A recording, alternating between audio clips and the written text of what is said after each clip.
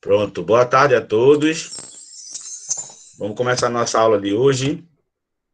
Um assunto importantíssimo, que aí vai ficar na vida de vocês do terceiro ano, o tempo inteiro, que é essa temida redação do vestibular, né? Tanto do Enem quanto da UPE, tá? No dia de hoje, eu vou falar do gênero textual em si, tá? Quais as características do gênero, vou mostrar a vocês estruturas, planos de texto, né, esses projetos de texto, vou falar todas as características e vou analisar uma redação nota 1000, que foi do ano da correção do vestibular do ano passado. Então, eu vou falar do gênero textual em si, tá bom? Na próxima aula remota de amanhã, eu vou falar sobre as competências do Enem, que o Enem cobra de vocês na redação. Vou falar sobre outros assuntos relacionados ao tema a esse gênero, como tangenciamento, fuga, e vou falar também quando é que vocês podem zerar a prova de vocês e dar outras dicas específicas do Enem. Mas hoje a gente vai falar do gênero em si. O que é que se pede? O que é o texto dissertativo argumentativo? Que bicho é esse tão grande que cobram da gente no vestibular? Tá bom? Então, esse material já mandei para vocês. Primeiramente, gente, a gente tem que entender que todo texto, tudo que a gente representa interativamente através da nossa linguagem, tem um propósito, tem uma função e tem um público-alvo. Ninguém escreve nada para ninguém. Sempre se escreve algo, ou se fala algo, ou se interage com o outro, e sempre a gente tem uma ordem social, algo específico que a gente quer com aquele texto. Então, o que é que se espera? O que é esse gênero textual? Texto dissertativo argumentativo. Então, como vocês sabem, a prova do Enem e da UPE exigem, né, esse texto dissertativo argumentativo, e é um gênero específico e tem suas características. Primeiro, o que a gente tem que entender é que o texto de vocês ele tem que ser em prosa. Então, não existe texto dissertativo argumentativo em forma de poesia, tá? Ele é em prosa. O que é um texto em prosa? É um texto corrido em parágrafos, né? Um texto que a gente escreve em linhas inteiras, existem os parágrafos, né, que são marcados pelos recuos. Então, já sabe que a estrutura dele é em prosa e em parágrafo. A gente vai falar sobre esses parágrafos lá na frente, o que eu indico a vocês de 4 ou 5 parágrafos. E o texto argumentativo, vocês vão escrever algo, vocês vão comentar, debater sobre um tema que é sempre de ordem social, científica, cultural ou política, ou todos da mesma forma, tá? Existem temas do Enem que estão abrangentes aí, podem ser analisados de uma questão social, científica, até porque todos os dados sociais também podem ser encarados como dados científicos também, culturais e políticos. Então, os temas que vão ser colocados para vocês estão em grande debate nacional, são temas que não são alheios a uma realidade de vocês, né, que são do ensino médio, e essa ordem social também exige de vocês que vocês tenham conhecimento principalmente nas áreas de humanas, né? A gente está falando aí de sociologia, filosofia, história, para que vocês se coloquem, esses aspectos que vocês coloquem para falar sobre o tema, estejam relacionados a todas as competências que vocês têm que ter, que são 5, né? Que eu vou falar sobre elas amanhã. Então, vocês vão pegar o tema vai ser dado do Enem, depois eu explico a você a diferença de tema e assunto. Vocês vão pegar esse tema como um observador, como um ser crítico, e você vai defender uma tese, uma opinião a respeito desse tema.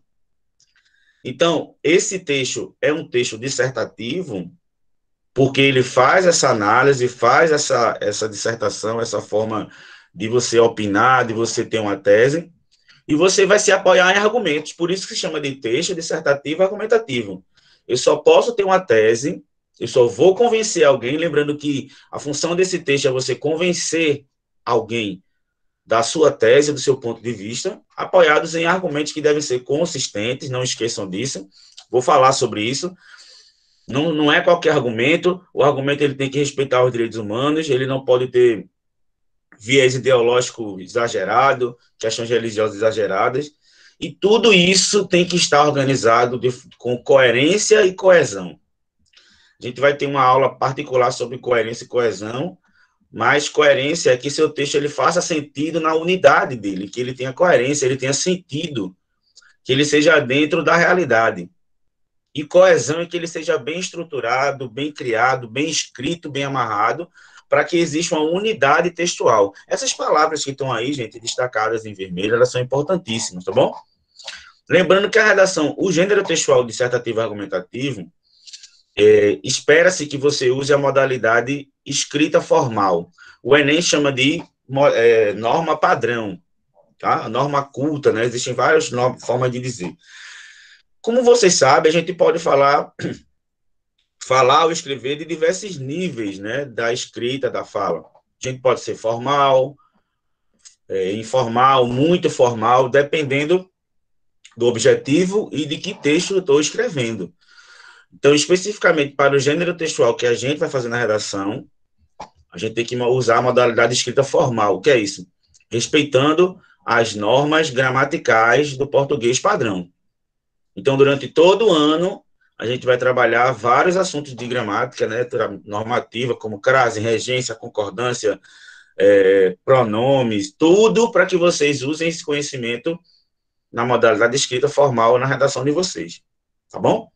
E se eu coloquei aqui que o propósito é a gente convencer alguém de uma tese que a gente tem sobre o assunto, mas eu ainda espero de você outra coisa, que você também elabore uma proposta de intervenção social, porque todo o tema do Enem é uma problemática, e toda problemática ela pode ser resolvida. Então você, como aluno de ensino médio, que quer entrar na universidade, você tem competência para usar os conhecimentos que você desenvolveu durante todos os anos de escolaridade, olhar para um tema, debater ele, conseguir debater ele, desenvolver perspectivas sobre ele, que vão fundamentar a sua tese, e propor no final, fazer essa proposta de intervenção, tá? Não esqueçam que sempre tem que respeitar os direitos humanos. Então, eu coloquei aí esse esquemazinho para que vocês entendam essa sequência, né? Então, eu vou receber o tema. Deixa eu só colocar uma canetinha aqui. Eu vou receber... eu vou ter aqui, ó, o tema. Esse tema vai me ser colocado. E, a partir dele, eu vou desenvolver a minha tese. Então, todo mundo tem uma tese. Todo mundo tem um ponto de vista sobre o tema. Se você não tem, você vai ter que ter. Até porque você só vai se posicionar no texto argumentativo se você tiver argumento. Então, a partir do tema, eu vou criar minha tese, eu vou perceber a minha tese. Essa tese tem que ser clara, tá? Depois eu explico a vocês onde é que essa tese vai ser colocada. E para defender, eu tenho que ter argumentos para que no final eu tenha uma proposta de intervenção, que é na minha conclusão. E aí eu vou fazer um debatezinho, que eu até falei para os meninos do grupo 1. Qual é a diferença de tema e assunto? O Enem vai me dar um tema ou vai me dar um assunto? Gente, o Enem vai lhe dar um tema. Porque o assunto tem um significado mais amplo. E dentro do assunto, eu tenho vários temas. O tema é um recorte do assunto. Por exemplo, como eu coloquei aqui o exemplo, violência é um assunto. Mas eu tenho violência contra a mulher, violência infantil, violência doméstica. Cada um desse tipo de violência é um recorte desse maior que é a violência. Então, o assunto é o maior e os recortes dele são os temas. Então, o Enem nunca vai lhe dar um assunto, violência, mobilidade urbana. Não. O enfrentamento da mobilidade, da violência infantil, as dificuldades a dificuldade nos processos de preservação do meio ambiente, nunca vai ser só meio ambiente. Então, o tema é que vai dar um recorte desse assunto para que você tenha um ponto de vista, porque você só vai discutir algo que o Enem deixe bem delimitado e que você precise de um ponto de vista, tá bom?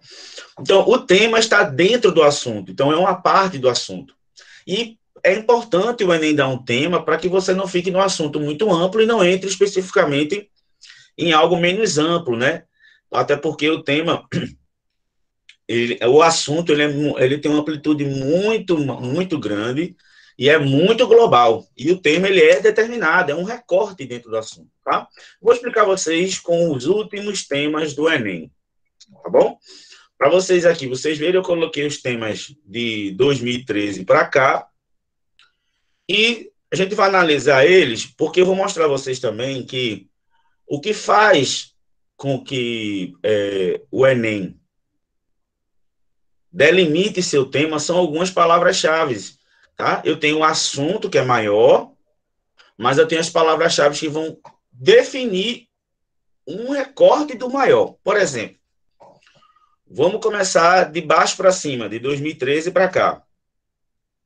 O tema que o Enem deu foi efeitos, estão vendo aqui embaixo, ó, efeitos da implantação da lei seca no Brasil. Qual é o assunto desse tema? Lei seca. Vocês acham que o Enem vai colocar só lei seca? Não. Como vocês estão vendo aqui mais escuro, eles estão falando qual é o que faz com que isso seja um tema, um recorte. Não é qualquer coisa sobre a lei seca, é os efeitos da implantação. Então, os efeitos. Então, o Enem poderia colocar os motivos da lei seca, tá certo? Podia colocar vários recortes, mas ele especificou com essa palavra-chave aqui, ó, essas palavras-chave, efeitos e implantação. Publicidade é um assunto. O Enem, você acha que o Enem ia colocar só publicidade? Aí tema de 2014. Não. A publicidade, que publicidade? Infantil e em questão no Brasil. Quando ele bota em questão, ele já está especificando o Enem que a publicidade infantil não é algo, é algo polêmico, é algo que traz debate, porque ele está em questão. Então, infantil e em questão é um recorte de publicidade. Violência é um assunto. Violência contra a mulher também pode ser um assunto maior, mas o Enem coloca a persistência dessa violência. Então, o tema é 2015. Então, não é só falar da violência contra a mulher. É partir do pressuposto de que a violência da mulher, ela existe, ela está na nossa sociedade há muito tempo, mas por quê? Persistência é algo que continua apesar de. Então, apesar das leis, né, como a Lei Maria da Penha, como as políticas públicas, da conscientização maior, ela continua. Então, você parte daí, tá? A 2016 teve dois temas, né, porque houve duas aplicações. E as palavras-chave foram as mesmas. Caminhos para combater, caminhos para combater. Qual foi o tema? Qual foi o assunto? Intolerância religiosa e racismo. Mas o Enem colocou uma palavra-chave para delimitar. Então, não é qualquer coisa sobre a intolerância religiosa. São os caminhos para combater. Então, se você ficar só em intolerância religiosa e não entrar nessas palavras-chave que vão delimitar o tema, você pode fugir do tema ou tangenciar, que é você entrar no assunto, mas não ir para o tema.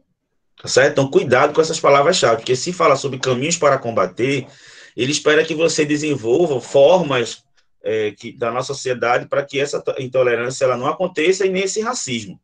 Tá? 2017, né, que foi um tema bem não esperado, né? Como o aluno colocou aqui, né? Deixa eu ver aqui o nome dele. Cadê mensagens? Aqui, né, Mariano, verdade, Mariano, o tema desse ano foi maravilhoso, os temas, né, porque, na verdade, o Enem teve dois temas que foi o tema do Enem presencial, né, e o digital. O do Enem regular normal foi maravilhoso, né, como a gente vai ver lá em cima, né, foi maravilhoso. Então, formação de surdos, gente, formação de surdos é um tema que ninguém imaginava. Mas o Enem deixa bem claro que ele não quer que fale só sobre os surdos, mas os desafios para a formação dos surdos. Então, essas palavras-chave são elas que vão dar um recorte sobre o assunto que é maior. Esse 2018 também precisava de um conhecimento muito grande sobre os usos de dados na internet, né? Como a gente, hoje em dia, na internet, está aberto aí aos usos dos nossos dados, de compartilhamento dos nossos dados, né, por empresas, por questões que estão aí dentro da nossa vida. Mas não é falar sobre os dados da internet, isso aí é só o assunto. Mas o tema é o quê? A manipulação do comportamento do usuário. Então, dentro desse dado da internet, que é o assunto, o Enem deu um recorte. Fale sobre a manipulação do comportamento do usuário. Eu vou dar um exemplo para vocês. Se vocês fizerem uma. Não sei se vocês já fizeram isso, mas se você agora entrar no Google e colocar assim, fizer pesquisa sobre máquina de lavar roupa Brastemp, você vai entrar lá, vai pesquisar, vai lá. De repente, em poucos minutos, quando você entrar no Instagram, vai aparecer uma propaganda de máquina de lavar. Não é verdade? Então, se você pesquisar algo, automaticamente reconhece todo o percurso que você utiliza na internet para usar em prol desse comportamento da gente, né, de manipulação de compra. Então, esse assunto é um assunto legal, mas foi um assunto difícil, um tema difícil. O 2019 se falou sobre o cinema, também é um assunto bem não muito comum, né, não muito esperado, mas não é o cinema que é só o assunto. Mas qual é o tema? Olha aqui a palavra-chave. Democratização do acesso. Então, ninguém queria que você falasse da história do cinema, a importância do cinema, não. Quando diz democratização do acesso ao cinema, já está entendido que o cinema não é um lugar democrático. Mas o Brasil está nesse processo de democratização do acesso. Aí vamos para desse ano, são 2 temas, né? Quando eu tenho aqui esse arrobazinho, é porque é da prova digital, né? Como eu falei para vocês, doenças mentais, falar de doenças mentais no ano de pandemia que a gente passou, que está tão em voga, foi muito, muito fácil. Mas a gente não pode esquecer da palavra-chave aqui, ó, estigma. Estigma das doenças mentais. Então, muita gente ficou falando só de doença mental, mas não falou o ponto principal, o recorte principal, o estigma. O que é isso? Colocar as doenças mentais como algo de menor importância, né? Como se esse estigma fosse essa marca aí dentro que vai definir que não é qualquer coisa sobre doenças mentais, é para falar sobre esse estigma. Colocar doenças mentais como segundo plano, né? Como a gente coloca muito, né, na nossa sociedade latina, né? A gente menospreza essas doenças mentais, a gente julga pessoas que vão fazer terapia, né? A gente acha que é tudo doido. Então, assim, esse estigma, ele acontece, tá? Depois a gente conversa mais sobre isso. E o tema da prova digital falou sobre desigualdade entre as regiões, né? Que é o assunto. Mas não é qualquer coisa sobre desigualdade entre as regiões do Brasil, né? Sobre as regiões Nordeste e Sul, por exemplo. Mas é o desafio de reduzir isso. Vocês estão conseguindo perceber a diferença de assunto e tema? Então, se você entender bem o tema, você tem uma forma importante, exatamente, Davidson. Se você entender essas palavras-chave, você vai entender o recorte. Porque na competência 2 que eu vou mostrar a vocês, o Enem cobra se você entender o tema. Entender o tema é entender o recorte do assunto. Não é qualquer coisa sobre desigualdade. Não é qualquer coisa sobre doenças mentais. É o desafio de reduzir essas desigualdades e o estigma associado às doenças mentais. Por isso que eu sempre digo, texto motivador é importantíssimo. Porque o texto motivador, o nome já diz, ele motiva, ele instiga o debate. Então, muitas pessoas que não leem o texto motivador acabam fugindo do tema e não aproveitam o que o texto motivador tem para a gente. Eu trabalhei no Grupo 1 na semana passada, vou trabalhar amanhã com vocês lá. Como vocês podem utilizar o texto motivador, né, assim como o David está dizendo, é como uma muleta mesmo. Muitas vezes você lê só o tema que está lá embaixo e você não entende a profundidade do assunto e que ponto específico o Enem quer que você fale. Então, por exemplo, quem não sabia o que era estigma, né, Davis, como Deus está falando aqui, quem não sabia o que era estigma, durante todo o texto mostrava que a sociedade vê as doenças mentais como algo de segundo plano. Então, leiam sim o texto motivador. Eu vou falar sobre ele depois, mas leiam sim, tá? Ele serve para isso. Só não pode copiar. Ô, professor, Oi. No texto motivador até teve uma parte que explicou que era estigma. Foi até. Exatamente, Foi exatamente. bom. Esse ano foi muito bom comparado dos anos anteriores, eu achei. Não, e um tema muito atual, né? Um tema muito próximo da realidade da gente. A gente está vivendo esse processo de ansiedade, de depressão, de síndrome do pânico, né? Por esse isolamento que a gente está. Então, um tema que estava muito próximo da gente, né? Então, vejam, mais uma vez eu vou só aqui, para vocês entenderem o que é dissertar. O Enem não quer que você. Que existem vários tipos textuais, a gente vai ter aula sobre isso, tá? Tipos e gêneros textuais. Existe narração, dissertação, injunção. Existem várias formas de você falar sobre o mundo, né? Comentar sobre o mundo. Mas o Enem quer que você faça uma dissertação. Você não vai narrar nada, não vai contar uma historinha, não vai descrever nada, você vai dissertar. E dissertar é quando você organiza suas palavras, né, o seu texto, para apresentar suas ideias, como eu falei para vocês, a partir do tema, vai esperar que você tenha uma tese. Mas para que você tenha uma tese, para você dissertar, você tem que desenvolver o raciocínio, analisar contextos diferentes. Por exemplo, você podia falar das doenças mentais antes da pandemia e depois da pandemia, e durante a pandemia, né? Você podia analisar a relação que existe com essas doenças mentais em países desenvolvidos e países subdesenvolvidos ou em desenvolvimento, dados e fatos. Então, dissertar é quando você tem autoridade a partir do seu embasamento argumentativo para discutir, argumentar e defender o que você pensa. Agora, para você ter autoridade para falar, você tem que o quê? Ler, estudar, estar por dentro do que está acontecendo, escutar podcast, ver jornal, ler site de notícias, para que você, para convencer alguém, você tenha bons fundamentos que justifique, explique o que você quer, porque você tem que persuadir alguém de que a sua tese é boa. Mas ficar só no achismo não vai fazer com que você disserte bem. Então, você vai construir o seu texto com construções sintáticas organizadas, você tem que organizar o seu texto para que ele fique bem desenvolvido, ele progrida bem, e você tem que abordar o assunto com a posição crítica, tá? Entre aspas, pessoal, né? Cuidado com esse pessoal para você não entrar numa questão muito pessoal, ideológica, eu vou falar sobre isso lá na frente, tá? É, vamos lá. Então, o que quer dissertar é você questionar o mundo, é questionar o tema. Tá, é, por que as doenças mentais são um estigma? Por que é um estigma? Então você vai analisar isso, fundamentar, discutir, questionar, para no final trazer uma proposta que possa transformar essa realidade, tá? Então, eu vou dar várias dicas hoje. Tá? Isso aí, pega essa aula de hoje como a principal de redação do ano inteiro. Então, eu vou dar um roteirozinho de como você tem que pensar na hora da redação. Primeiro, você lê e interpreta bem o tema, tá? Aí, se você lê o tema, mas aí for alguma dúvida, você vai o quê? Vai ler e compreender os textos motivadores, que vai ajudar você a ampliar a sua visão.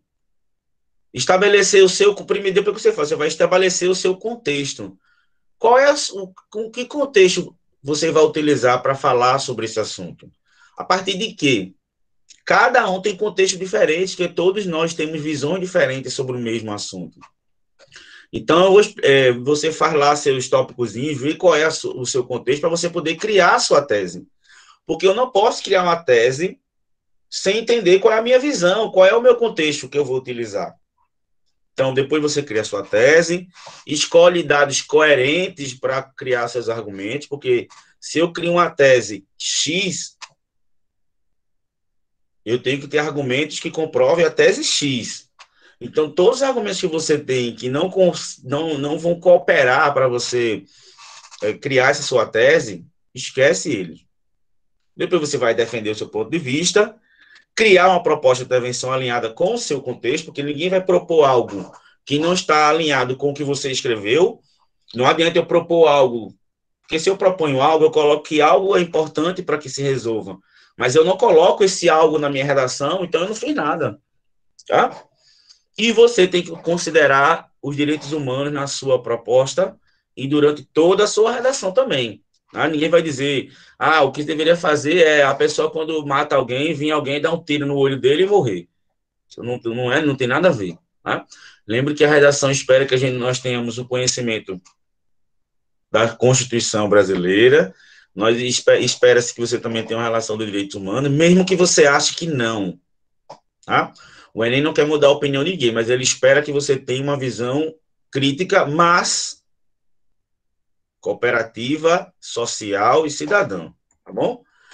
Então, me pergunte assim, professor, existe um esqueleto de redação, existe o mínimo, tá? Até porque o Enem cobra também na competência 2, se você cumpriu com o gênero textual que se pede. Então, tem que ter introdução, desenvolvimento e conclusão. Tá? Lembrando que o parágrafo, e aqui, ó, o parágrafo de introdução e o de conclusão é um só, um para cada um. E o desenvolvimento, gente, eu indico vocês fazerem 2, mas também tem pessoas que fazem 3. Porque em um você desenvolve uma ideia e no outro você desenvolve outra ideia, né? 2 ideias para você analisar também são legais, são suficientes, até porque vocês só tem 30 linhas. Mas se você conseguir desenvolver 3 ideias, né, 3 visões de forma bem robusta em 3 parágrafos, aí você pode fazer também, tá bom? Então, na introdução, você vai falar sobre o que você acha, vai introduzir, depois você vai desenvolver, analisar, depois vai concluir. Eu vou falar mais direitinho lá atrás, tá? Então, esse é um esqueleto mínimo aqui, tá? Olha, vou agora falar o que você vai fazer em cada parte. A aula de hoje é muito importante, tá, gente? Na introdução, você tem um parágrafo. Na introdução, você não vai dar sua proposta já, você não vai fechar a sua tese inteira, mas na introdução, você já vai sinalizar, o que é sinalizar? Já vai deixar meio que claro o caminho que você vai seguir. Você vai indicar o seu ponto de vista sobre o tema. Então, é a forma que você tem no comecinho, porque toda boa introdução, ele já começa conquistando o avaliador. Uma visão massa, o enfoque que você vai dar a ela. Lá na introdução, como a introdução é pequena, sei lá, 6 linhas, mais ou menos, né? Não é um número fixo, mas ele não deve ser grande, você tem que ser sucinto, mas você já vai expor a sua tese. Porque os argumentos que você vai utilizar lá, o contexto histórico, você vai fazer uma alusão histórica, a visão já que você já coloca, ele não vai fechar a sua tese, mas já vai indicar, sinalizar qual vai ser sua linha de raciocínio. E aí, ao longo da sua dissertação, lá na frente, lá no desenvolvimento, aí você vai, essa tese você não já abriu na introdução, aí você vai desenvolver ela, aí você vai ter que meter o pau aí nos argumentos, tá bom? E não lembrando, eu quero que eu diga a vocês que lá embaixo aqui eu dou uma dica massa, tá? Se eu tenho, na introdução, o que é que eu tenho que fazer? Você mostra o seu contexto, quer dizer, a partir de que você está falando isso, qual a visão que você tem. Você tem que mostrar também um pouco sobre o tema, abrir um pouco sobre o tema, né, dessa linha de raciocínio sobre o tema, e já indicar qual é a sua tese. Porque, gente, uma introdução de qualquer texto serve para instigar alguém a querer ler o que você está falando. É a partir de uma boa introdução que alguém vai querer ler o seu texto e vai entender que você tem uma boa visão sobre aquilo. Tá? Mas aí uma outra coisa que você faz na introdução, você tem que fazer como tem lá que eu botei para vocês, está aqui embaixo. Contexto. O que é contexto? A contextualização. Que contextualização é essa na introdução? Você é um momento que você vai mostrar o seu repertório sociocultural, o seu conhecimento. Você pode citar um livro, você pode citar um filme, uma música, um dado histórico, estatístico. Não é aí na introdução que você vai debater, não. Mas você pode citar, fazer uma referência a um repertório que você tem, sociocultural, de um livro, de um filme, de uma obra literária, de um Professor, filósofo. Oi. se o texto de apoio estiver me dando um dado, eu posso colocar na introdução? Veja só. Na introdução, não é que é proibido, não. Mas os dados em si, porque assim, os dados não são importantes para você comprovar sua tese. Onde você tem que comprovar mesmo é no desenvolvimento, tá? Mas os dados, as análises, você faz desenvolvimento. Na introdução, você só faz contextualizar. Eu vou dar um exemplo. Falar sobre violência contra a mulher. Você pode citar, por exemplo, uma mulher que lutou contra isso o tempo inteiro, como Maria da Penha. Você contextualiza que ela sofreu violência contra o homem, mas ela conseguiu ganhar visibilidade e fazer com que essa violência tivesse mais visibilidade e tal. Então, você fazendo isso, não é um dado em si. Na introdução, você vai só contextualizar, mostrar que você tem um repertório, que você conhece as coisas que estão acontecendo na sociedade, que você compara com um livro, com um personagem de um livro, com um filme, com a série. Eu sempre falo para vocês que hoje em dia as séries tem séries com profundidade sociais muito importantes. Você pode citar séries, temáticas de séries, né? Temáticas sobre o consumismo, temáticas sobre questões sociais, mas não é ainda como um dado, entendeu? É só contextualizar, mostrar que você tem um repertório para isso, tá? Até porque o seu contexto vai levar ao tema, tá? E lembrando que já na introdução você já apresenta a sua tese. Não precisa dizer a minha tese é essa, até porque você não pode usar a primeira pessoa do singular, tá? Mas você já deixa no contexto que tudo que a gente escolhe como argumento também mostra a nossa definição de tema, tá bom? Vamos lá, que ainda tem muita coisa. Espero que eu tenha respondido, tá? Tem séries maravilhosas, gente, tem filmes, séries maravilhosas que falam sobre sociedade.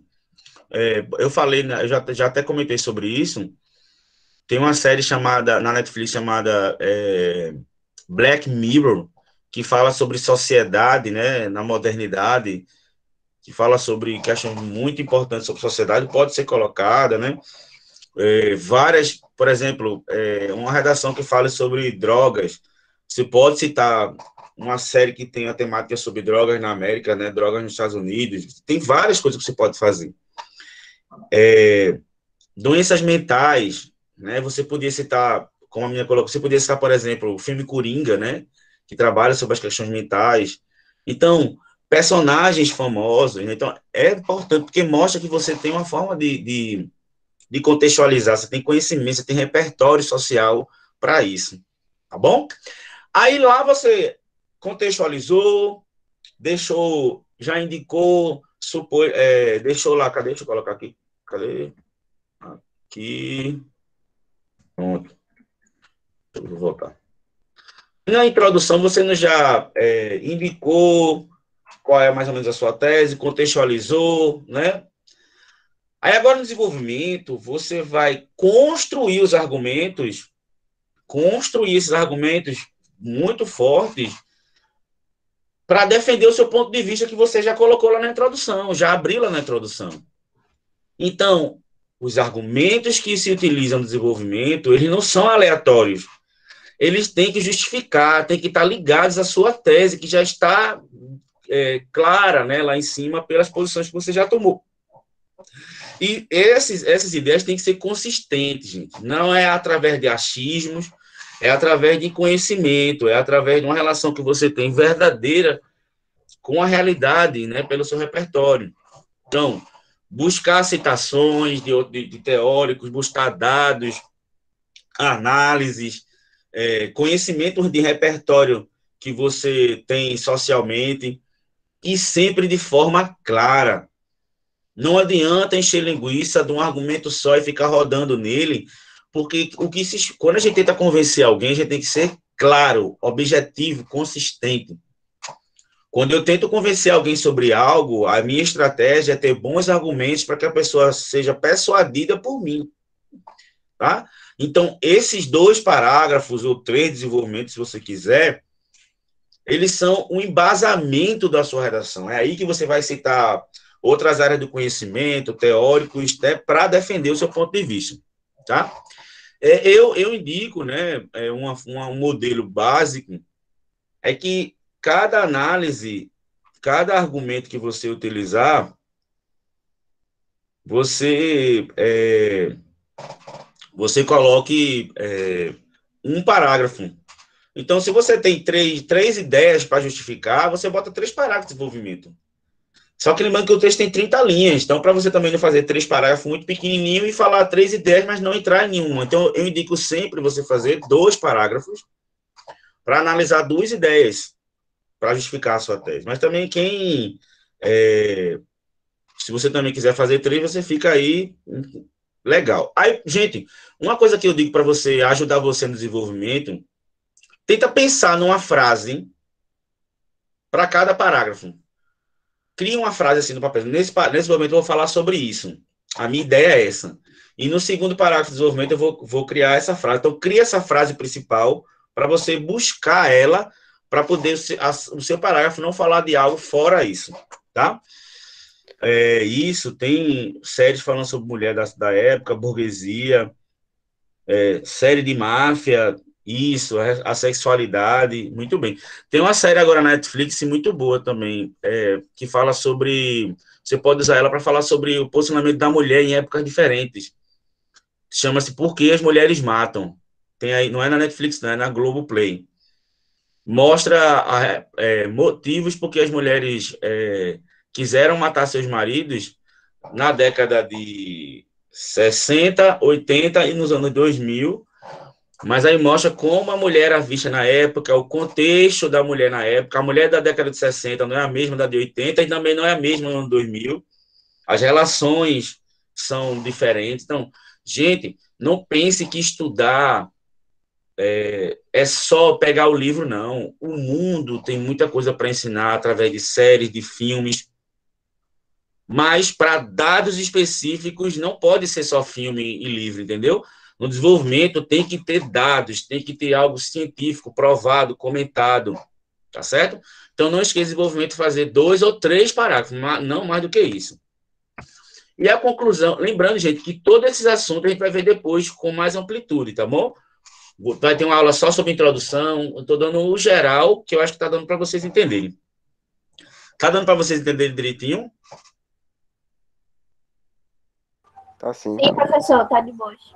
Tá vendo como uma aula só é pouco para a gente entender uma aula massa, então vale a pena a gente ficar 2 aulas. Tá tranquilo por enquanto. Vamos lá. Eu sei que dá um medinho, mas assim, para começar, tudo que tem de redação vocês vão ver aí, tá? Vamos lá. E a conclusão? Pô, professor, e agora? O que é que eu vou fazer? Vejam, o que foi que eu falei? Na introdução, que é um parágrafo só, você vai já indicar qual é a sua tese, vai contextualizar, certo? Você já vai analisar um pouquinho o tema para que fique claro qual é a sua tese, já se indique isso, né? Você vai supor isso. No desenvolvimento, você vai trabalhar os argumentos para defender essa tese. E na conclusão, poxa, se eu coloquei que existe esse problema, esses problemas socialmente eles podem ser resolvidos ou minimizados. Então, a partir do que você levantou, você retoma essas ideias, tá? Desde a introdução do desenvolvimento e vai criar uma solução para esse problema como uma intervenção, tá? E sempre pensando nos direitos humanos. Vinícius, levantou a mão, fala aí, Vinícius. Ô, professor, você falou agora, eu tenho uma dúvida sobre a conclusão. Se eu achar uma conclusão sobre algo, eu posso chegar a falar que o governo, a federal, poderia ajudar nessa tal conclusão ou não pode citar? Pode sim. Eu vou falar já aqui sobre os agentes que você pode colocar, tá bom? Não pensem que porque o Enem é um exame feito por um órgão governamental que você não pode falar do governo. Não tem como. O governo, se a gente vive numa república, né, em que nós somos geridos, de certa forma, por um governo federal, estadual e municipal, cada esfera dessa tem obrigações. E é importante vocês saberem, cada esfera dessa, quais são as obrigações de cada uma delas. Por exemplo, segurança pública polícia, essas coisas, de nós somos civis, quem é responsável não é o governo federal, é o governo estadual, tanto que a polícia militar e a polícia civil é do estado. Se a gente vai falar sobre transporte público, recolhimento de lixo, a gente vai falar sobre o asfalto das ruas. Quem é que a gente pode cobrar quem? Isso é o governo municipal. O governo federal tem cada um tem uma delimitação diferente. Então, para você dizer na redação quem são os agentes que vão poder transformar essa realidade ou solucionar esse problema, você tem que ter deixado claro lá em cima a importância deles. Por exemplo, se você fala que a violência contra a mulher ela existe muito por uma falta de segurança pública, automaticamente, na minha conclusão, eu vou ter que falar sobre polícia, não vou não? Vou ter que falar sobre como o governo pode intervir nessa segurança. Então, tudo que você vai colocar como agente na conclusão tem que estar ligado a alguma coisa que você colocou lá em cima que precise desse agente. Eu não posso falar só de polícia, do governo, se em nenhum momento no meu desenvolvimento estiver claro que esse agente é importante para que possa solucionar esse problema. Entendeu, Vinícius? Sim, professor, valeu. Então, na minha redação, na minha conclusão, tem que ter alguns pontos. A ação, quer dizer, o que é que vai ser feito?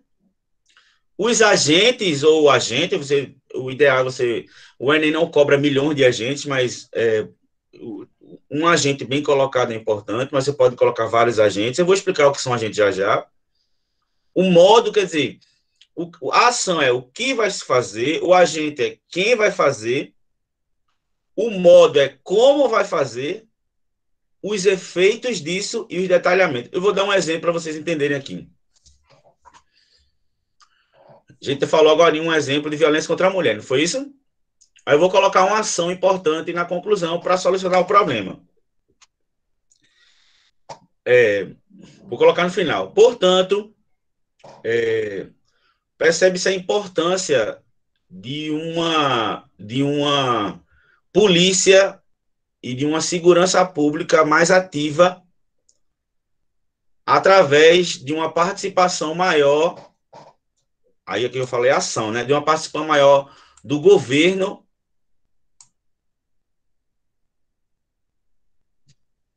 no enfrentamento da problemática, contratando mais profissionais, fazendo um plano de intervenção grande para que isso possa ser resolvido, para que os efeitos, as mulheres se sintam mais seguras fora das suas casas, elas possam conviver dignamente numa sociedade cidadã e que aceite a mulher. Aí você pode detalhar depois. Assim teremos uma sociedade mais justa e que olhe a mulher não de uma perspectiva apenas de submissão, mas como sujeito participativo na sociedade. Pronto, acabou. Você já falou uma ação, já falou quem vai fazer, como vai fazer, os efeitos e detalhamento. Então, isso aqui, você falando sobre isso aqui na sua redação, dando um agente, dizendo que ele vai fazer como, os efeitos e o detalhamento, conclusão, nota máxima. Então, eu vou mostrar aqui, resumindo o que eu falei na frente, o que é que tem que ter nessa proposta de intervenção? A ação, quer dizer, o que é que vai se fazer, quem vai ser o responsável por colocar essa ação em prática, como ela vai entrar em vigor e quais são os seus propósitos, né? Quais são os seus efeitos. Então, respondendo isso aí, ó. Aí, respondendo a pergunta de Vinícius, tem muita dúvida sobre como você vai colocar os responsáveis. Eu vou dar alguns exemplos. O governo, as ONGs, são organizações não governamentais, a mídia, o indivíduo, por exemplo, não adianta, você pode colocar também sobre as doenças mentais, colocar que também há uma necessidade de uma consciência individual do problema, de que você tem um problema, para buscar outra fonte de resolução. Você pode falar da iniciativa privada, da família, da escola e da sociedade. Os que sempre podem ter é governo, família e escola, e a própria sociedade. Todos os temas que são sociais, a família é um bom agente, a escola também, o governo também, e a própria sociedade. Depende do tema que você colocar, mas todos os temas cabem governo, família, escola e sociedade. Nem todos cabem mídia, até porque tem coisas que a mídia também não entra, mas ajuda. Tá? Então, vocês têm aí esses exemplos de agentes, tá bom? Para a proposta de intervenção. Pronto. Eu vou aqui mostrar para vocês um exemplo da estratégia do cara, de um aluno, no tema 2016. Tenham cuidado, esse tema, caminhos para combater a intolerância religiosa no Brasil. É algo que eu vou falar agora. Vou falar agora uma coisa muito importante, que eu já falei até no grupo, nos meninos da sala. Cuidado para tentar claro, como eu já falei, sobre as palavras-chave aqui, ó, caminhos para combater, e o tema é esse aqui. Então, você vai falar que a intolerância, ele já está colocando aqui que a intolerância religiosa é um problema, e você tem que mostrar caminhos para combater isso. Como é um tema religioso, cuidado para você não entrar em perspectivas de cunho pessoal religioso. Pregar religião como solução de problemas não é válido. O que você pode dizer, por exemplo, é que as doenças mentais, você pode analisar, tá? Você pode dizer que as doenças mentais foram atenuadas por muitas pessoas ao buscar uma religião, frequentar uma igreja. Você pode dizer que isso aconteceu, mas você não pode afirmar no final e propor que é a religião e que é a igreja que vai salvar todo mundo das doenças mentais. Tem que ter cuidado. Também você tem que ter cuidado para a sua visão ideológica, política, não partir do individual para o geral. Eu não posso dizer, por exemplo, que o ideal seria todo mundo ser de extrema direita ou de todo mundo ser de esquerda, ser comunista, e isso ia resolver o mundo. Não. Você pode falar que existem pessoas de extrema direita, que existem pessoas de esquerda, de extrema esquerda também, como argumento. Mas você não pode defender uma tese e propor que as pessoas só vão poder resolver um problema se elas forem de um lado da política ou de outro, ou se elas forem de uma religião ou de outra. Então, por mais que a análise da tese de vocês seja algo pessoal, mas lembre-se que vocês têm que partir de que modelo de pessoa? Cidadã, conhecedora dos direitos humanos, conhecedor da Constituição, dos direitos que as pessoas têm, e as pessoas têm direito também de não acreditar no que você acredita. Então, a gente vive num momento de intolerância muito grande, que as pessoas só querem que as pessoas convivam com o que ela pensa, com o que ela acha sobre as coisas, e é muito válido, viu, gente? A gente tá falando aqui da prova do Enem, não tô falando como modelo de vida, não. Na vida, eu acho massa quem diz assim, foi Deus que escolheu isso para mim, Deus sabe a hora certa, isso é uma questão religiosa. Mas eu não posso chegar na minha redação e dizer, o Brasil, o problema da corrupção no Brasil só vai acabar quando Deus quiser. Isso não é uma estratégia interessante. Tá certo? Porque isso não mostra que você tem um repertório argumentativo interessante e você sai de uma esfera pessoal religiosa para algo maior. Tá bom? Então, sobre esse tema aí de caminhos para combater a intolerância religiosa no Brasil, eu coloquei aqui a estratégia de um aluno. Ele fez 4 parágrafos, tá? Um modelo para vocês verem. Então, no primeiro, ele introduziu o assunto, afirmou que tem intolerância religiosa no Brasil e que ela deve ser combatida. Também, nesse primeiro parágrafo, ele citou um fato de que hoje essa intolerância ela acontece principalmente, essa intolerância religiosa, com as religiões de matriz africana. Então, ele já mostrou esse conhecimento que ele tem de que as religiões de matriz africana são as que mais recebem essa intolerância, né? Como o candomblé, por exemplo, né? E outras religiões. E ele citou um fato que aconteceu em que no Brasil aumentou a perseguição, por exemplo, e a invasão de terreiros de candomblé. Pô, o cara mostrou aí, ele não botou ainda argumentos, nem dados, mas ele já mostrou a visão que ele tem, ele já contextualizou com algo, entende-se que ele tem consciência do que está acontecendo. E ele já mostrou mais ou menos a tese que ele tem, tá? No segundo parágrafo, ele começou puxando essa questão, de novo, da intolerância, mas ele já mostrou o primeiro caminho para combater a intolerância religiosa. E esse primeiro caminho que ele colocou para combater a religião religiosa é a educação. E a educação parte de quem? Da escola e da família. O slide está em exemplo de estratégia. Vocês estão vendo exemplo de estratégia? Sim, tá embaixo aí. Então, eu falei o primeiro parágrafo, foi a introdução, eu estou no segundo, tá? Ele mostrou o primeiro caminho. Ele está perguntando caminhos para combater. Num parágrafo ele mostrou um caminho, e no outro parágrafo do desenvolvimento ele mostrou outro caminho. Tá? E ele trouxe elementos socioculturais para comprovar e dar credibilidade à argumentação dele. Porque, gente, a gente só convence alguém quando a gente tem credibilidade.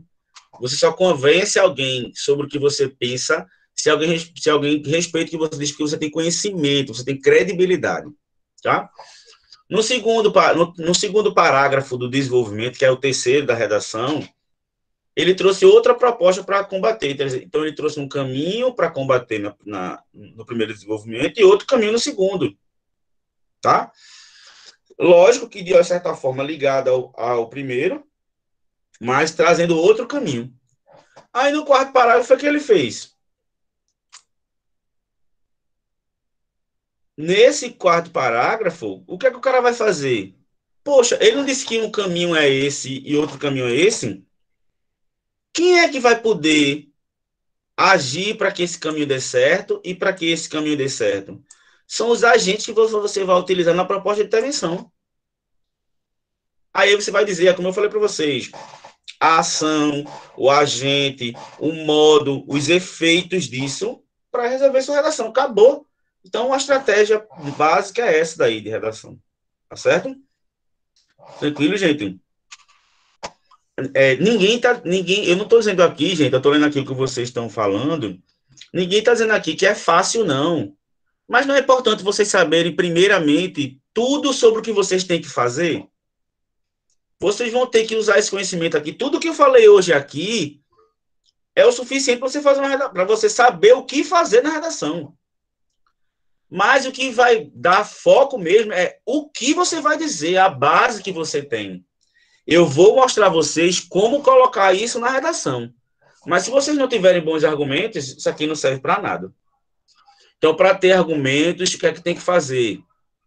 Pega os temas mais comuns na sociedade. Por exemplo, hoje, está o maior debate aí sobre privatizações, né, das estatais no Brasil. Se privatiza os Correios, se privatiza a Anatel, se privatiza a Petrobras. E se cair na redação sobre privatizações das empresas públicas do Brasil, você sabe falar? Não sabe, não? Valeu o jornal, todo dia está falando aí sobre o governo querer privatizar, porque é um governo neoliberal, que acredita que o Estado tem que ter menos interferência nas estatais, que são empresas públicas.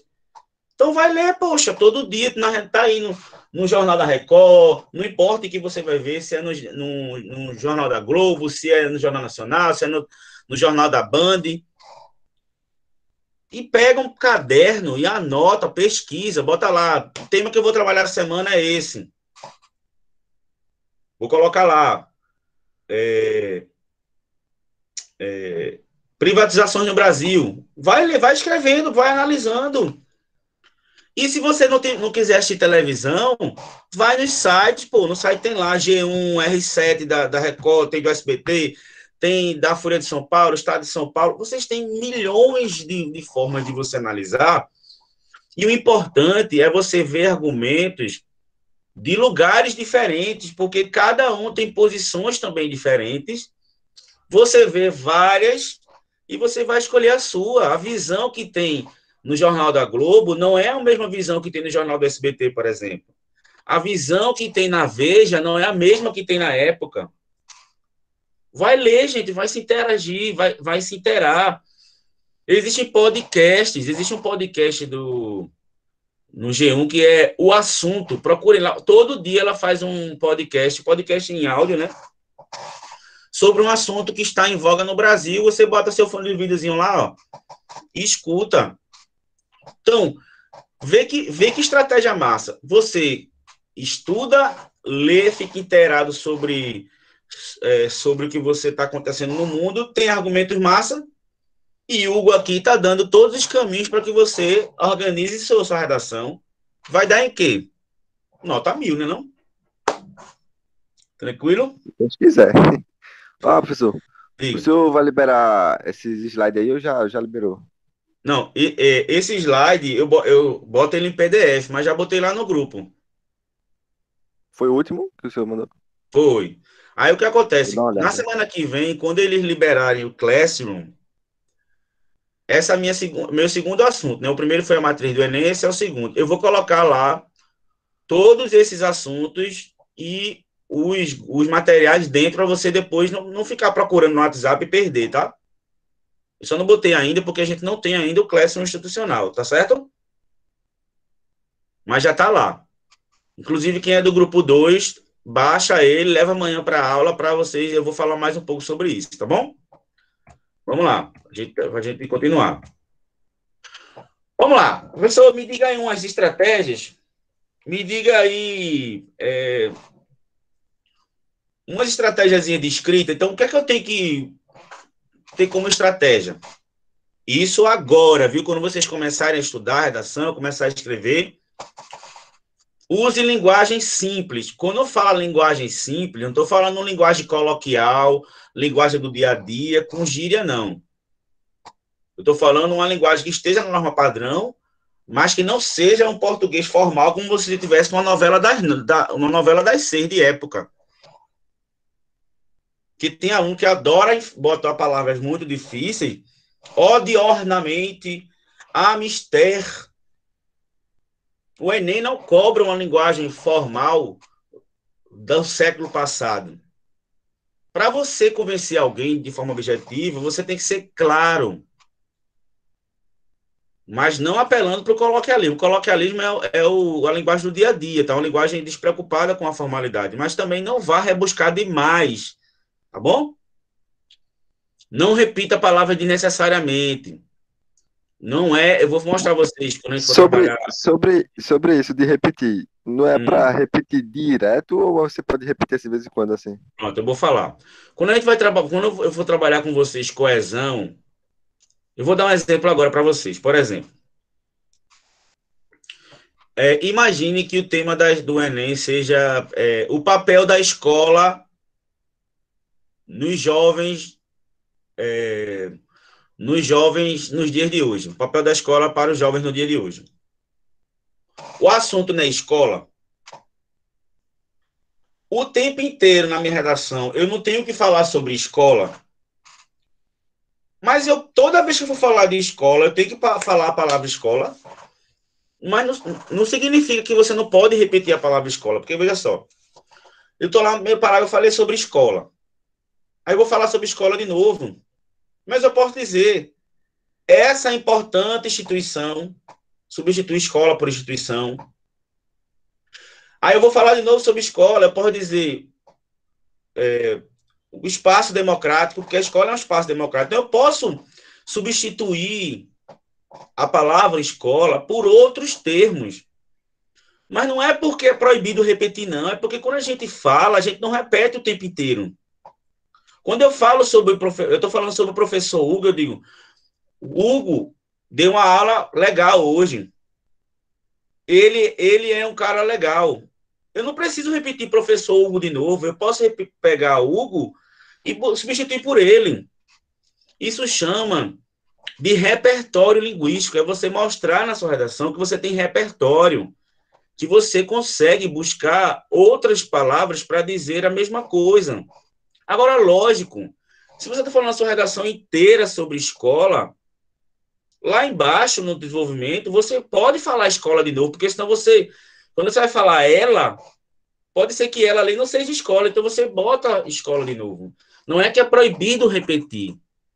A repetição é uma estratégia importante. Quando você tem que retomar o texto, você tem que falar a palavra de novo. Mas, tá certo? Coisa certa. Mas é sempre bom estar variando, né? Procurar Isso. sinônimos. Isso. Porque Isso. vai mostrar a pessoa que está corrigindo a sua prova que você tem repertório. Sabe sobre o dicionário, né, também. Tem repertório. O que é repertório? Você tem vocabulário, você tem formas diferentes de dizer. Por exemplo, você fala sobre... Agora, você tem que ter cuidado para também substituir por uma palavra correta, né? Por exemplo, a violência contra a mulher. Você pode substituir violência contra a mulher como? Esse ato criminoso. Violência contra a mulher não é um ato criminoso? Eu posso substituir violência contra a mulher por covardia. Não é uma covardia? Mas eu não posso substituir, por exemplo, violência contra a mulher por esse presente. Violência contra a mulher é um presente? Mas eu posso substituir por essa ação. Então, como tem aí no tópico 3, você pode buscar sinônimos. Então, vocês busquem em casa fazer isso, buscar sinônimo das palavras. E tem palavra que não tem nem sinônimo. Aborto, por exemplo, nem sinônimo tem.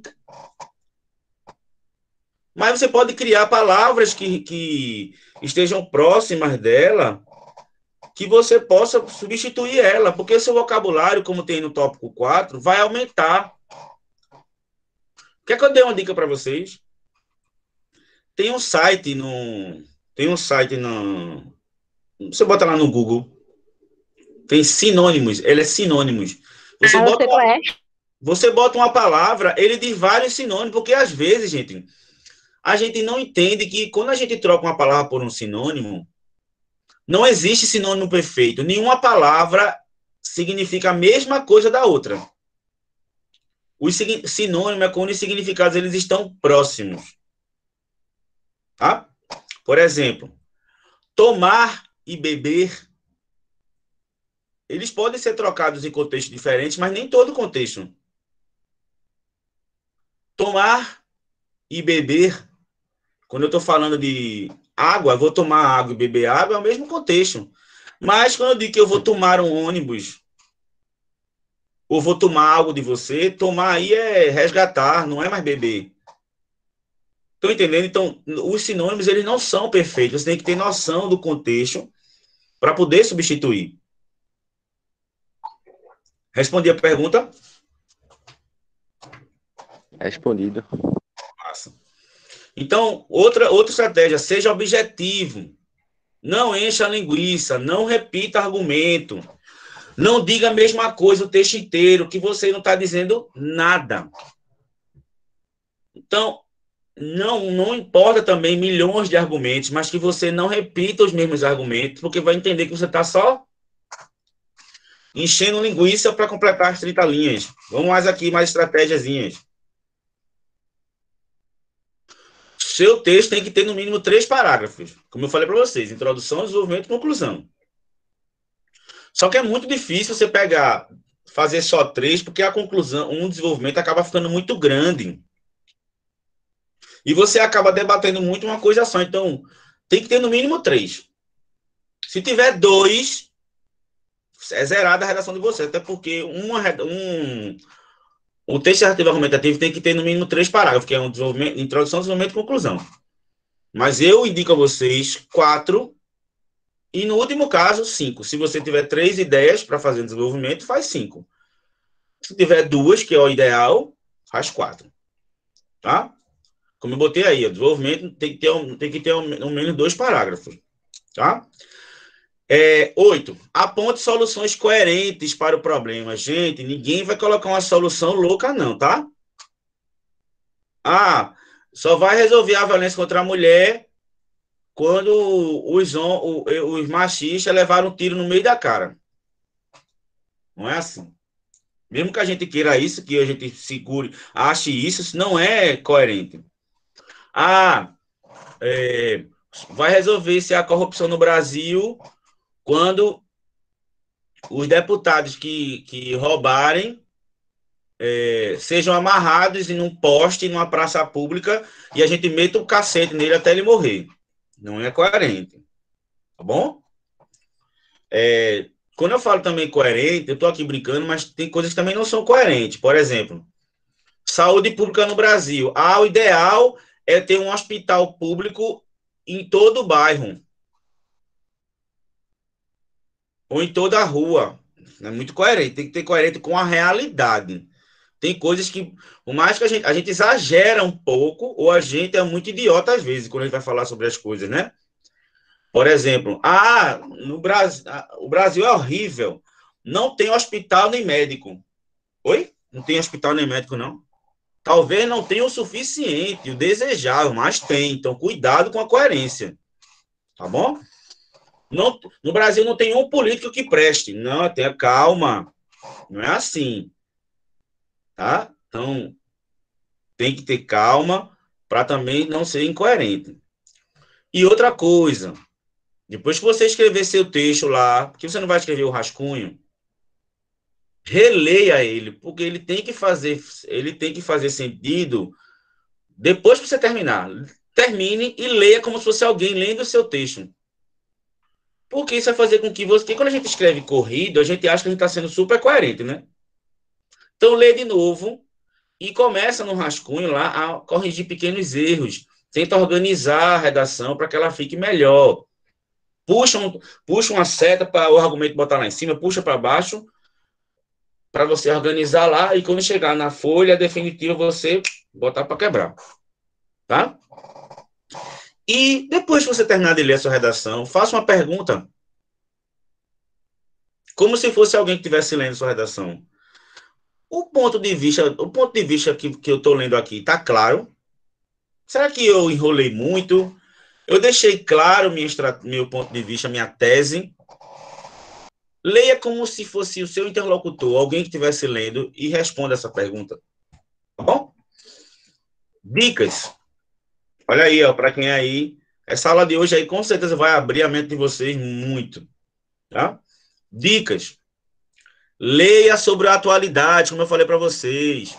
O Enem só coloca temas de debate pertinentes, atuais da sociedade. Então, leia, escute. Não é só ler, não. Leia, assista, escute. Veja documentários, vejam análises, vejam resenhas sobre os assuntos. Porque você só vai poder ter uma boa tese quando você tiver familiaridade com o tema. Segundo ponto aí, os temas do que se colocam são normalmente, tem a ver com questões sociais. Então, tudo que é social se explica através das matérias de humanas. Então, aprofunde os conhecimentos em história. Ninguém entra numa redação sem ter conhecimento de história. Como é que eu vou falar sobre violência contra a mulher se eu não sei o histórico desse processo que está acontecendo? Filosofia, sociologia, questionar, usar teóricos da sociologia e da filosofia. Deem mais atenção a essas matérias. Muitas vezes a gente coloca para lá a filosofia e a sociologia, mas elas são as matérias mais importantes depois de português para a gente fazer a redação. Peguem argumentos legais desses caras que vocês estão analisando na filosofia, Durkheim, quem for. Nietzsche. Qualquer um. Porque eles são elementos-chave para a argumentação. Porque se o tema do Enem é social, eu tenho que usar argumentos sociais, históricos. Tá bom? Já falei o terceiro, leia a proposta de intervenção, leia os textos motivadores e a proposta. Muita gente olha só o tema e vai fazer a redação. Não, lê a proposta inteira. E lê os textos motivadores, porque é bom você ler o texto motivador, como eu falei, porque o texto motivador ele vai mostrar o recorte a você. Como eu falei, como acho que foi o Vinícius que falou, doenças mentais é muito aberto, mas lá no texto estava claro que era estigma. Tá certo? Então, leia o texto motivador. Só não copie. Construa a sua tese. Gente, nem sempre a gente tem definido na cabeça da gente qual é a nossa tese, mas você vai ter que construir para poder refletir sobre ela. Antes de começar a redação, organize suas ideias. Eu falei para o grupo, vou falar para o grupo 2. Existe um projeto de texto. Eu coloco lá os assuntos, eu coloco lá quais são os meus argumentos e meu ponto de vista, porque você organizando um lugar à parte, fica melhor para você enxergar depois o que você colocou para estabelecer a relação do que você escolheu como argumento, como tese, para você não ficar perdido. E selecione seus argumentos. O número 6 aí. Que é uma argumentação consistente. Você só convence alguém com ótimos argumentos, como eu já falei para vocês, tá? Estruture sua redação. Gente, peraí que eu vou botar aqui para carregar. Vai carregar meu computador. Pronto.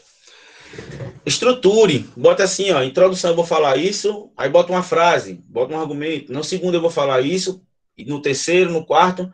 Para você ficar de uma forma visualizada, que você teve a estrutura do que você vai escrever. Isso chama de projeto de texto, tá? Revise seu texto, como eu falei, depois de fazer. Treine sua escrita. Vai fazer essa redação minha agora. Vai demorar 15 dias para entregar. Vai fazendo outras. Vai reescrevendo essa redação. Vai revendo. Vai fazendo de novo. Faz outros temas. Tá? Vai fazendo. Manda para mim que eu corrijo. Eu dou uma olhada. Principalmente nas aulas presenciais. Mostra para mim. Tira as dúvidas. Tá bom? E corrige os erros para depois você voltar para a redação. Tá? Uma coisa massa. Gente, não existe um estilo de redação. Quando eu falo estilo, cada um traz consigo um estilo de escrita. Tem gente que gosta de colocar uma pergunta, depois dar a resposta. Tem gente que é mais incisivo, tem gente que é mais reflexivo. Então, cada um tem um estilo. Você sabe que todo mundo tem que fazer o mesmo esquema, né? A mesma estrutura. Mas o estilo, a forma como você vai argumentar, cada um tem a sua. E a gente, às vezes, encontra estilos legais quando a gente lê. Porra, eu acho massa como Augusto Cury escreve, eu acho massa quando Lia Luft escreve, porque ela faz assim. Porque não existe fórmula ideal. Existem estilos diferentes. Tá? O resultado na redação, você pode até dizer que é o mesmo, todo mundo espera convencer alguém, mas a forma de fazer o estilo, cada um tem a sua. E o Enem não espere que você tenha o estilo de todo mundo. Quanto mais particularidade do seu estilo for mostrado, melhor ainda. Então, o que é que você tem que fazer? Ler outras redações. Tem sites que têm análise de redação nota 1000.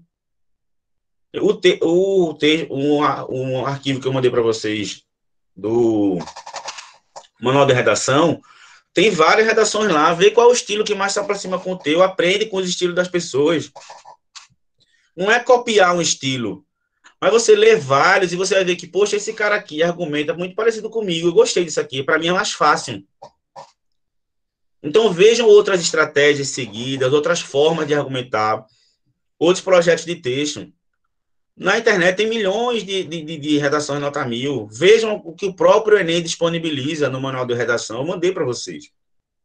Vou mandar sites para vocês que tem várias análises. Porque quanto mais... Essa relação de proximidade com o estilo faz com que você se sinta no texto que alguém escreveu e você vai buscando outras coisas para você melhorar o seu estilo e fazer uma redação, olha. Tá certo? Então, Como é que a gente produz bons argumentos? Primeiro, não tente convencer alguém com um excesso de adjetivos. Porque adjetivos dão muito juízo de valor. Por exemplo, o Brasil, os governos no Brasil são péssimos, horríveis. Cuidado com essa adjetivação excessiva, porque marca um juízo de valor muito grande. Tá certo? Coloque informações. Não é que não pode usar adjetivo, mas evite o excesso de adjetivos, porque mostram um juízo de valores muito próximos de posicionamentos religiosos, políticos, ideológicos, e sua redação acaba ficando muito subjetiva. Lembre-se que a redação não pode ser em primeira pessoa do singular, tá? Você não pode dizer eu acredito, não. Ou você faz em primeira do plural, nós acreditamos, ou em terceira do plural singular. Acredita-se nisso, as pessoas acreditam, mas não pode colocar eu não, tá? Outra, como produzir bons argumentos? Faz um plano de estudo, caramba. Pega agora aí um plano de estudo. Toda quarta-feira, tô dando um exemplo, tá? Toda quarta-feira, toda sexta-feira, eu vou parar e analisar tudo que aconteceu na semana, os temas, vou botar meus argumentos. E todo dia da semana eu vou ver o jornal e vou anotar informações. Faz um plano, pô. Eu sei que tem outras matérias, mas pega um dia para fazer isso, mas todo dia é dia de aprender atualidades. Leia jornais, revistas, como eu falei para vocês. E anote tudo que você achar interessante. Porra, eu vi um documentário falando sobre desmatamento. O cara teve uma visão sobre isso que eu nunca tive. Anota. Faz um fichamento. Sabe o que é fichamento? O povo chama de resumo. Você viu lá um assunto massa? Pega um caderninho só de redação. Desmatamento no Brasil. Aí você pega, assistir um filme, faz um fichamento, bota em tópicos argumentos massa. Vi uma reportagem legal, faz um fichamento. O fichamento é um resumo em tópicozinhos. Então, organiza a ideia de vocês, tá bom? E aí, para terminar, estão gostando da aula, gente? Professor, Oi, meu amor. é bom ler editoriais também, né? Que são bem parecidos os Isso. argumentos. Editoriais. Sabe o que também é legal? Vocês já viram... como eles agora, esqueci o nome. Como é que se chama? Artigo de opinião. Nos jornais tem lá artigo de opinião. A visão de alguém sobre algum assunto. Tem artigo de opinião na internet, que são posicionamentos de alguém sobre algum tema. Então, você vai aprendendo também como outras pessoas veem o mundo e você, de certa forma, aprende argumentos diferentes, estilos diferentes. Então, eu coloquei aí para vocês um exemplo de redação nota 1000 do Enem passado, tá? Esse da agora não, mas o outro, 2019. No material que eu mandei para vocês, vai lá em cima, que eu mandei para vocês na semana passada, tem lá manual do estudante, tem todos esses assuntos, e no final tem várias redações nota 1000, vocês vão ver que cada uma tem estilos diferentes, mas todas elas seguem o padrão de um texto em prosa, como aqui, ó, tá vendo? O texto tá em prosa, quer dizer, ele tá em parágrafos, é um texto corrido, tá vendo? Ele tem 4 parágrafos, eu tenho uma introdução, tá vendo? Tem uma introdução, D1, desenvolvimento 1, D2 e D3. Oh, desculpa. D3, ó. Como é que volta aqui? Acho que não sei voltar, não. E conclusão. Tô vendo, lógico que vocês não vão mandar para mim redação digitada, não, viu? Eu quero digitar manuscrita, porque o tamanho da letra influencia em como você vai escrever. Como você vai escrever. Essa redação tem, ó, 1, 2, 3, 4, 5, 6, 7, 8, 9, 10, 11, 12, 13, 14, 15, 16, 17, 18, 19, 20. 21, 22, 23, 24, 25, 26, 27, 28, 29, 30. Eu quero que vocês encontrem alguma redação, nota 1000, que não tinha 28, 29 e 30 linhas. Mas não é por causa de tamanho, não, gente. É porque quanto mais você usa as 30 linhas, mais argumentos você vai ter, mais possibilidade você vai ter de mostrar seu conhecimento. Então, aqui, ó, isso para mim é a estrutura mais comum e mais tranquila de fazer a redação. Introdução, 2 desenvolvimentos e uma conclusão. Vamos analisar ela? Vamos lá analisar? Topam? Bora. Sim. Como eu sei que vocês não iam ver assim, eu separei ela assim, ó, em 2 partes, para ficar melhor para vocês visualizarem, tá vendo? Vira assim o celular. Eita, peraí. Vira aí o celular paisagem assim que dá para vocês verem. Tá bom?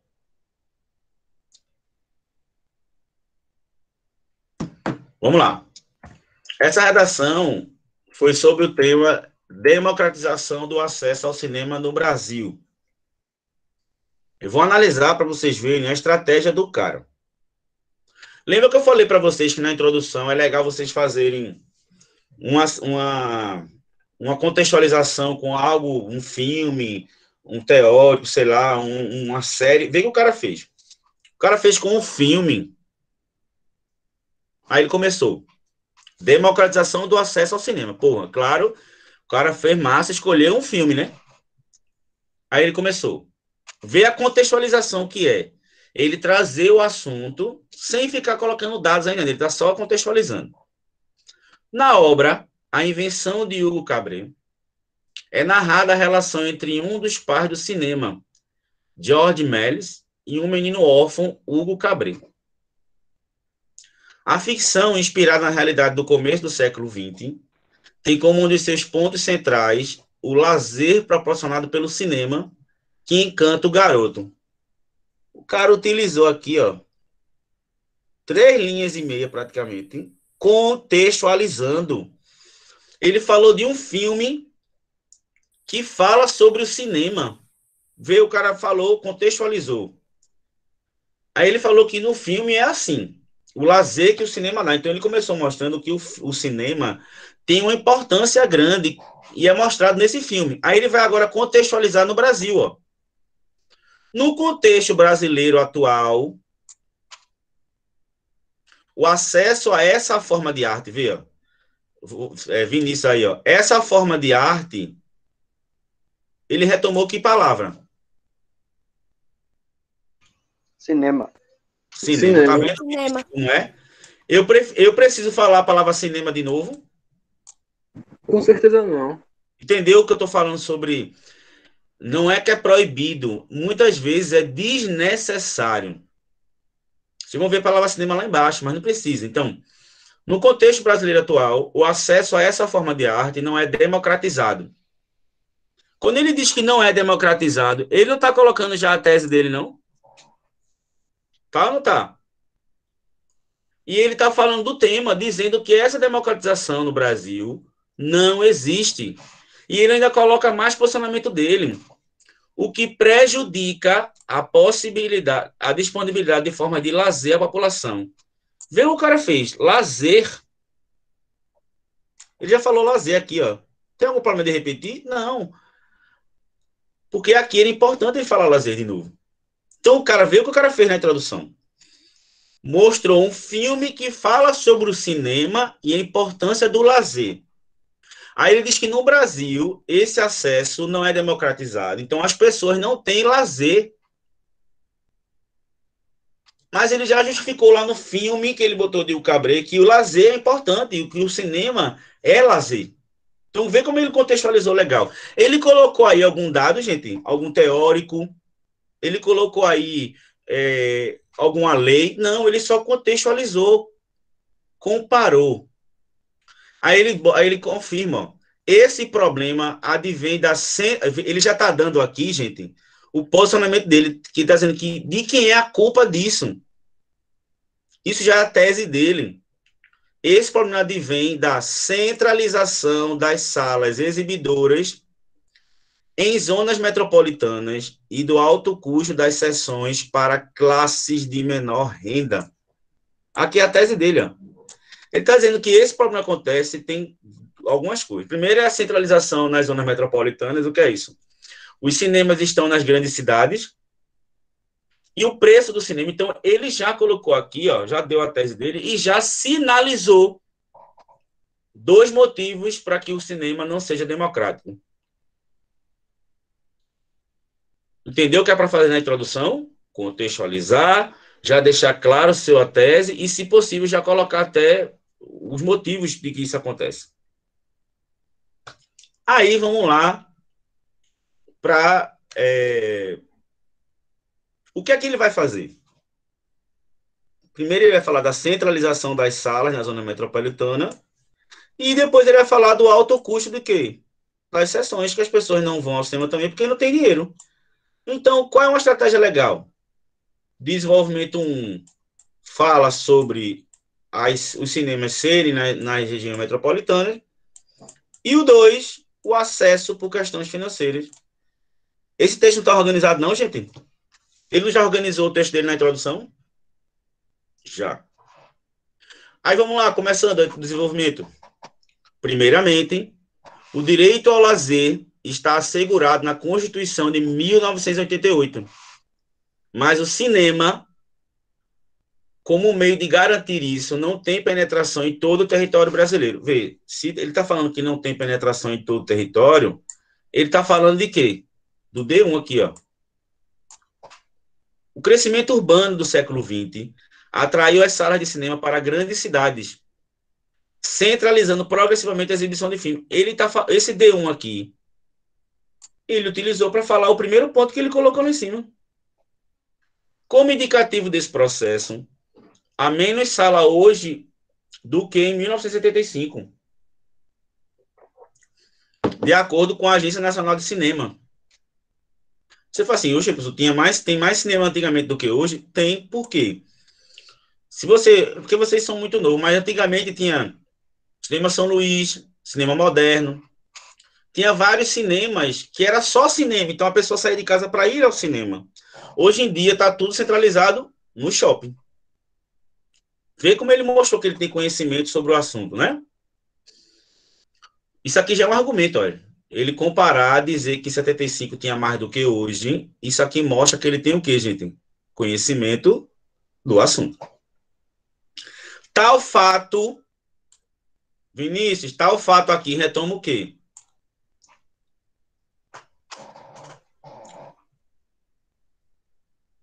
Alguém sabe aí? Esse tal fato. De cinema. A falta de sala. A democratização de acesso.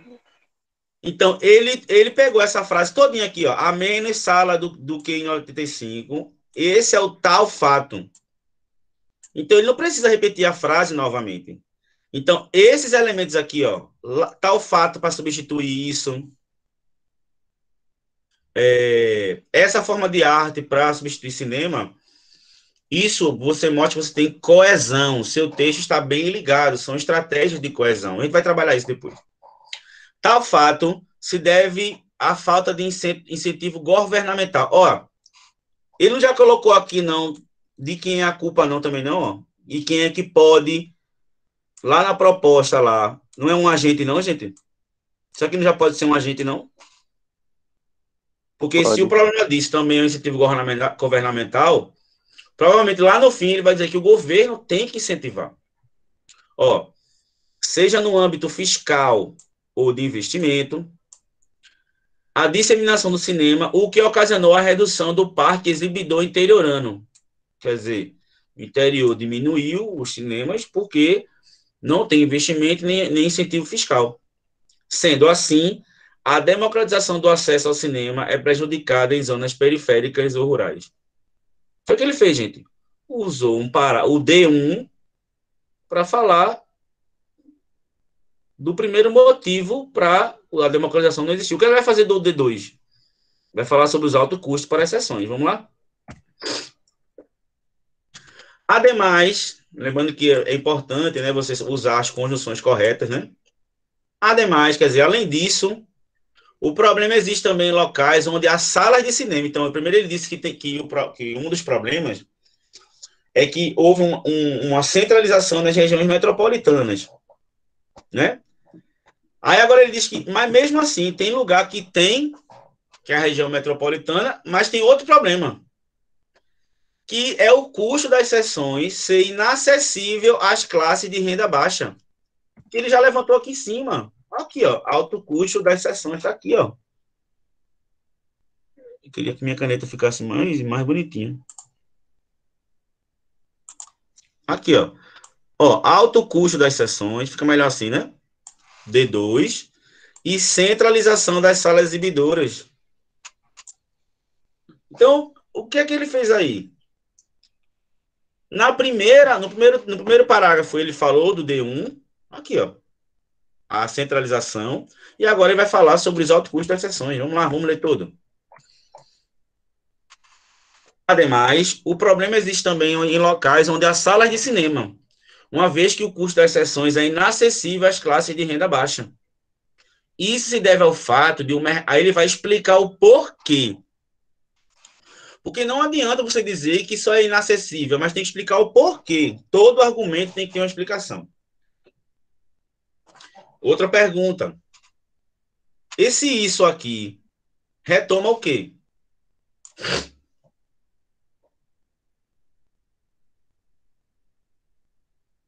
Hein, gente? Isso retoma o quê? O problema, né, de ser muito caro. Exatamente. Estão vendo, gente, como o tempo inteiro a gente tem que retomar o texto de forma coesa. Muito bem. Isso se deve ao fato de o mercado ser dominado por poucas empresas exibidoras. Então, vê só. Se ele está dizendo aqui que um dos motivos é só poucas empresas dominarem isso, por exemplo, Cinemark, Cinépolis, são as mesmas empresas, então elas botam o preço que elas querem. Então ele pode botar lá na conclusão de que deveria se incentivar outras empresas a também fazer esse processo, né? Conforme teorizou inicialmente o pensador inglês Adam Smith. Foi o que ele fez aqui, gente. Ó, usou um argumento massa, ele usou um teórico. É importante, sim, para embasar nosso conhecimento, é importante falar sobre autoridades no assunto. Tá? Conforme teorizou inicialmente o pensador inglês Adam Smith, o preço decorre da da concorrência. A competitividade força a redução dos preços, enquanto os oligopólios favorecem seu aumento. Oligopólio seria as mesmas oligarquias, as mesmas empresas dominando tudo. Nesse sentido, a baixa concorrência dificulta o amplo acesso ao cinema no Brasil. Ó, sobre citação, eu vou falar disso um dia, mas para falar sobre hoje. Ele citou um teórico, mas vê que o que ele diz aqui não está entre aspas. Por quê? Porque você pode, ao citar o que alguém diz, colocar exatamente como ele escreveu, aí você bota entre aspas, porque foi ele que falou. Ou você pode parafrasear, dizer com as suas palavras que foi como o cara disse, não precisa colocar entre aspas, mas precisa dizer quem foi que falou. Aí vem a conclusão do cara. Portanto, lembrando que toda conclusão tem que começar com a conjunção conclusiva, tá? Portanto, com isso, assim. Sabe o que o cara fez aqui, pô? Vê que jogo de mestre. Ele voltou para o que ele levantou nos argumentos, depois ele voltou para o filme de Hugo Cabret, lá em cima. Toda a escrita é uma retomada do que você escreveu. Tá bom? Vamos ler para a gente levar uma tapa na cara aí. Quem escreveu esse texto aí foi Gabriel Merli, tá? É um estudante mesmo que fez a prova do Enem.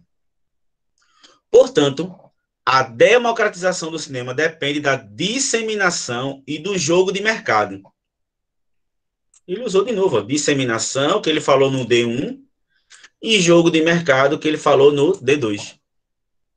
Ele não está retomando? A fim de levar os filmes às zonas periféricas, as prefeituras, ó, um agente aqui, ó. Quem é o agente? As prefeituras devem fazer o quê? Devem promover a interiorização dos cinemas. Por que prefeituras?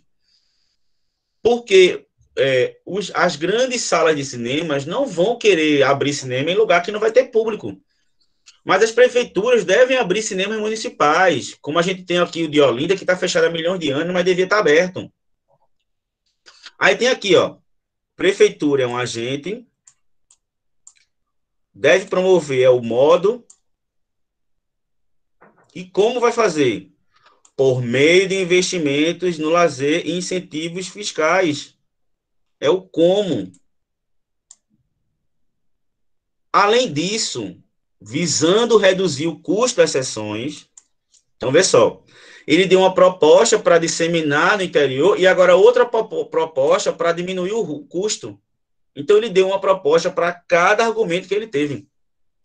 Além disso, visando reduzir o custo das sessões, cabe ao Ministério da Fazenda. O Ministério da Fazenda aqui é outro o quê? Outro agente. Aí o que o Ministério da Fazenda vai fazer? Ampliar a concorrência entre as empresas exibidoras. E como ele vai fazer? O que pode ser feito para a regulamentação e fiscalização das relações entre elas. Qual é o efeito disso? Atraindo novas empresas para o Brasil. Estão vendo? Ó? A gente, como vai fazer, quem vai fazer, os efeitos disso. Isso impediria a formação de oligopólios, que ele já falou aqui em cima. Não tem problema de repetir, não, tá? O que é oligopólios? Que só fiquem na mão das mesmas empresas, consequentemente aumentando a concorrência. Com essas medidas, que medidas? Essa e essa. O cinema será democratizado, possibilitando a toda a população brasileira o mesmo encanto que tinha Hugo Cabret com os filmes.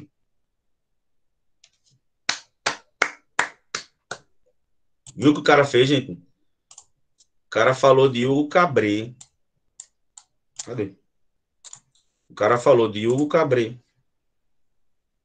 O cara foi um gênio, não foi não, cara? Eu sei que dá inveja, mas a gente tem que aplaudir. O cara falou de Hugo Cabret, meu irmão.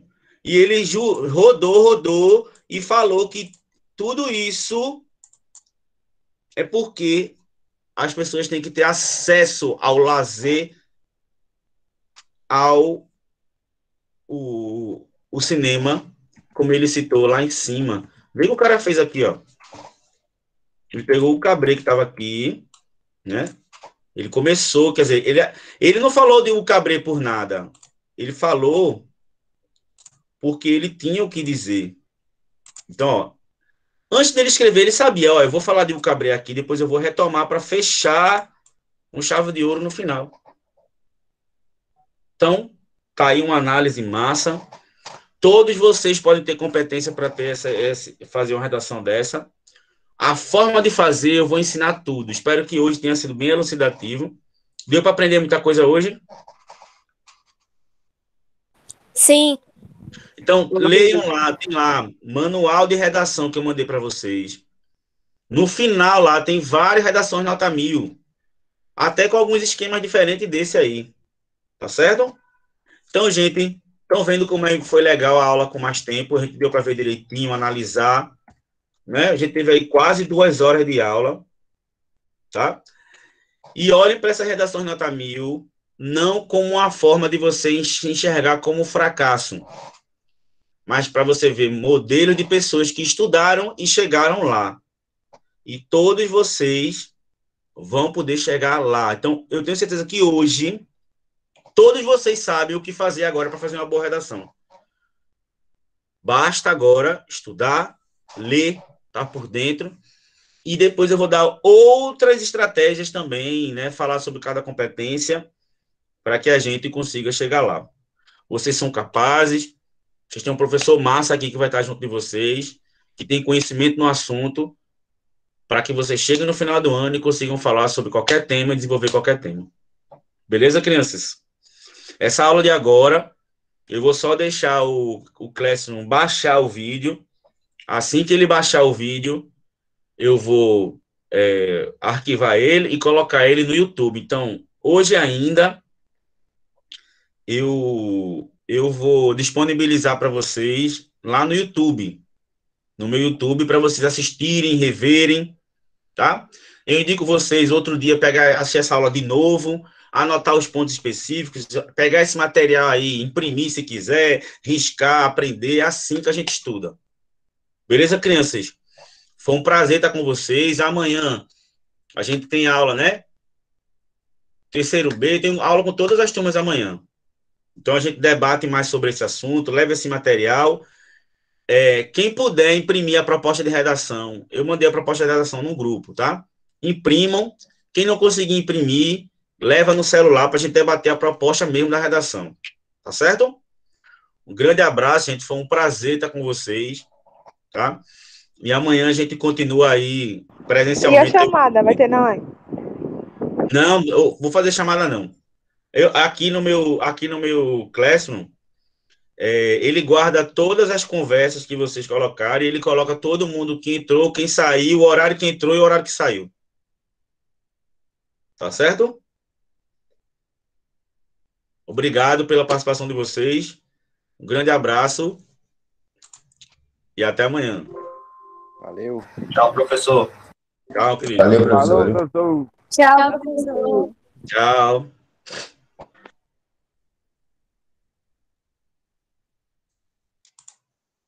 Falou, professor.